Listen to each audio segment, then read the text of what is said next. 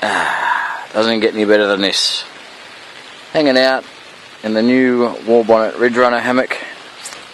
Have the back in the rain. It's about, I don't know, it's a little over 20 degrees, so not too cool, but certainly cooler than the last few days we've had, which has been around about 44 degrees Celsius. So she's been toasty. My best buddy laying down here beside me, enjoying being out of the rain, still being close to me. Deserves a pat for that. Anyway, while we're here, well, I want to give you some first impressions, I suppose, of the new Warbonnet Ridge Runner. Got to say, really impressed with as far as quality goes, and by quality I mean, you know, stitching and hang on, so we're going to get a focus there. There we go. You know, stitching's all Mickey Mouse. We're going upside down here. There's the head end. You notice I haven't actually put that toggle around the spreader bars there. I was a little bit concerned. I thought this stitching here, so we get that to focus, had a bit of a hole in it there. Hopefully that'll hold. Doesn't take a lot of tension from the bug net, but we'll see how that goes in time. Unfortunately, you see I've got the old, as per one of my other look-ats, my Austrail tarp. Unfortunately, the Cloudburst tarp that is sold to fit with this had a bit of an issue. It came up with a bit of a rip, or a bit of a tear or a hole, whatever you want to call it. So at this point, I'm not sure what happened there. There's nothing on it, nothing to touch it. So I'm thinking it just shredded, sort of under weight, but or under tension. But we'll see what happens there. Anyway, things you first notice, I guess, when you set it up is how long it is. Normally, when I set up hammocks in my sort of, you'll see my modded swing set. Normally I just sort of go from one side across to the other side, but I've actually had to go diagonal to actually get this to fit, and even then it's all but right at the end of the strapping that comes with it. So I probably could have used a bit of extra length. No, you're not going to see that there, but yeah, could have used a bit of extra length on it. Yeah, I guess, you know, when that relates to actually being outdoors with this, it's going to have to just find a couple of trees that are a bit further apart than you normally would. But in saying that, I've found that the strapping gives you a bit more leeway, a bit more flexibility. If I had have added whoopee slings onto this on top of that, that would have just extended it by sort of another 6 inches or 12 inches when you count both ends. So you can see the strapping there. Sorry for that shake, I'm up on the elbow in the hammock and trying to balance it out. You can see we're right at the end there on that, and the same with the other end. That's a good addition to hold the bug net up. I just got that going out to the pressic there. Plenty of adjustment on that as well, which is really good. Some things to note, and I guess some good design on Brendan's behalf. These little sections here where the bug net zips around, I was concerned that when I was zipping this up that I wouldn't be able to do it once I'd got in the hammock, which meant that you basically had to have the zipper here and sort of, you know, just here and get in and all but squeeze in rather than being able to separate them right up. But you'll note that I'm obviously in the hammock at the moment. Just adjust myself so I can reach it a bit. And you can, with a bit of a hand, just put a bit of tension there. It's more of a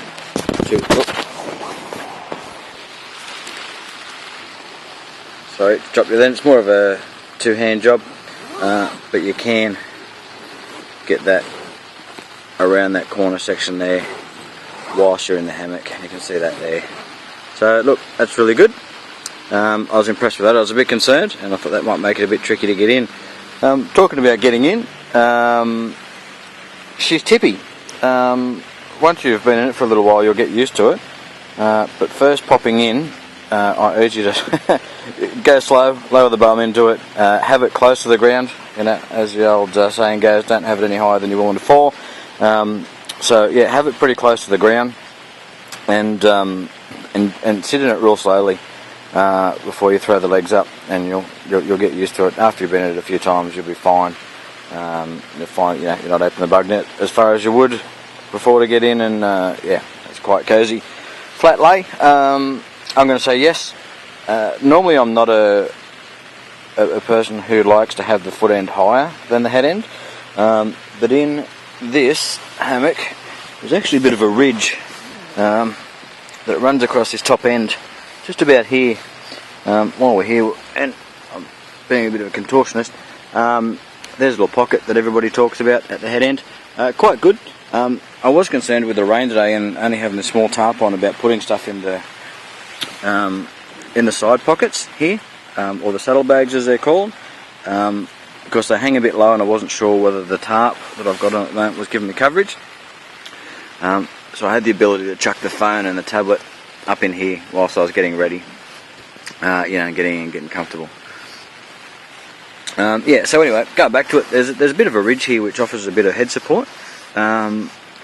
Quite often I will use a pillow in the hammock, but also quite often, sometimes I'll actually have the head end a little bit higher than the foot end. That's just the way I roll. But anyway, but this is nice, and yeah, it does actually work to support the head. But when I had the head end higher, as per my usual hang, I found that it was not uncomfortable, but it just didn't feel right.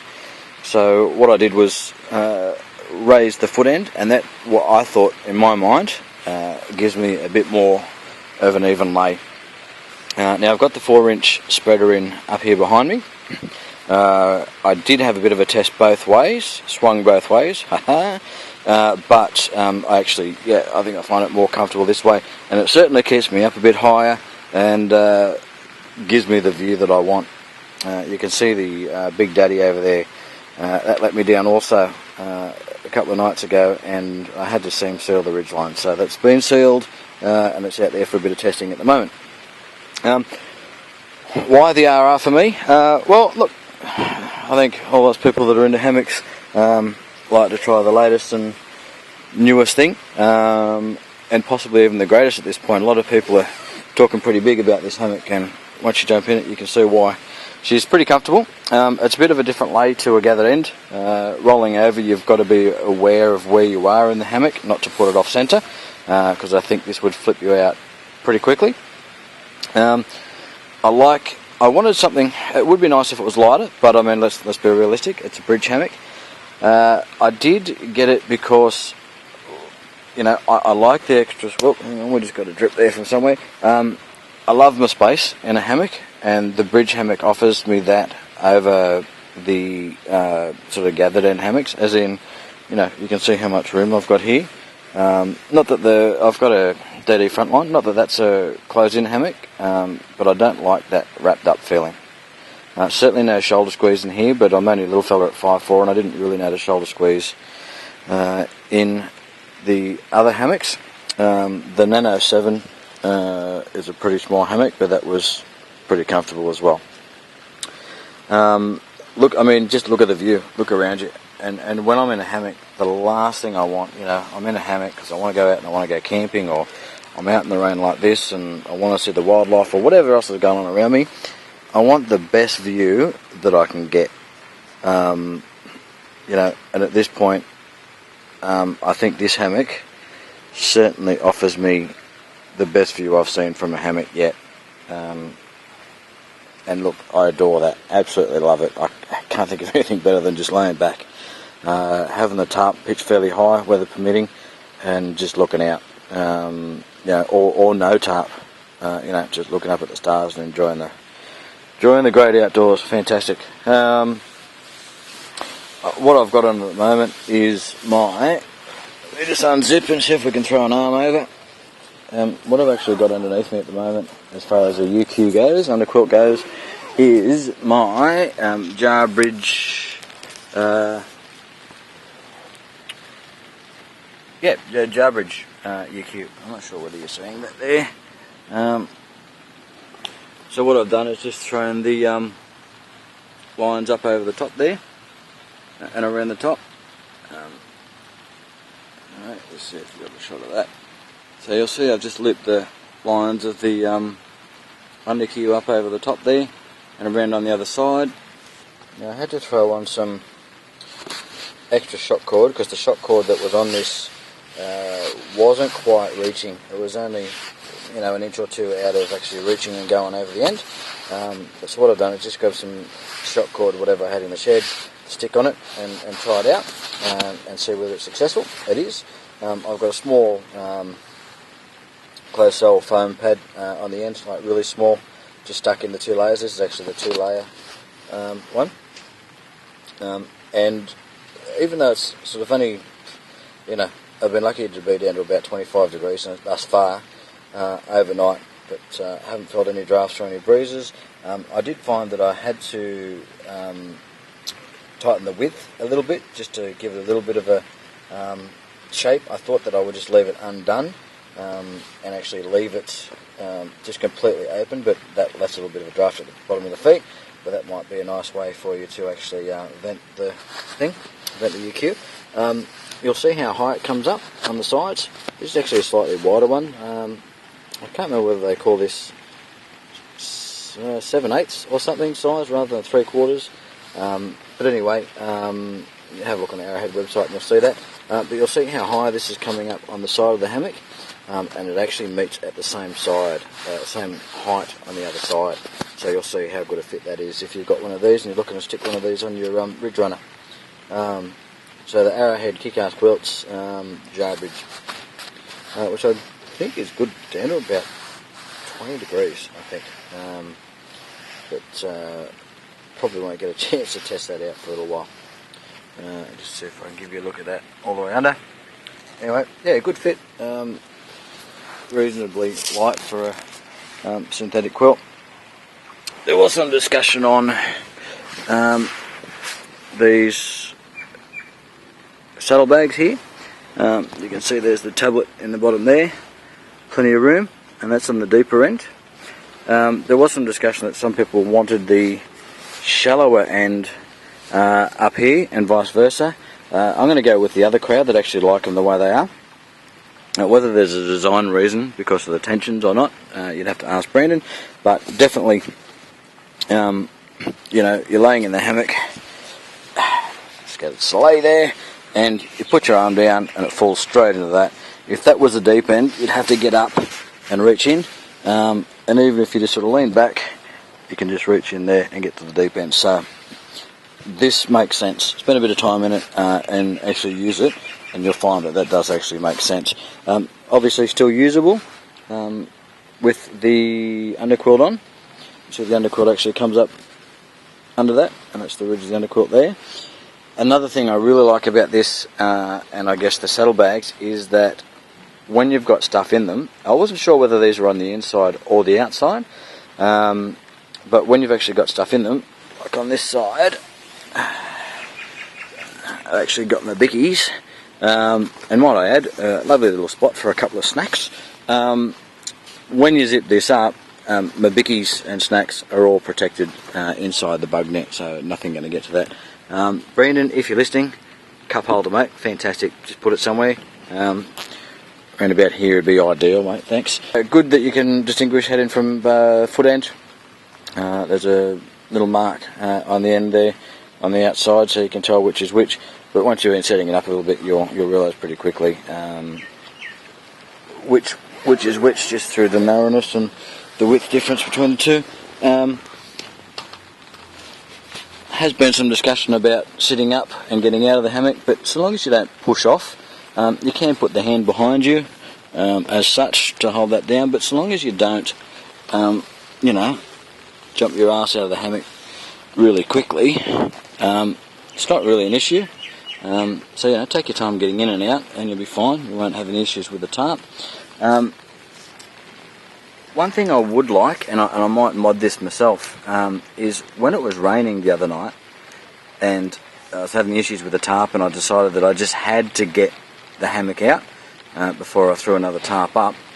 I had to go and you'll see how much of that strapping I've used. I've used bugger all. It's pretty much all that's minimum length.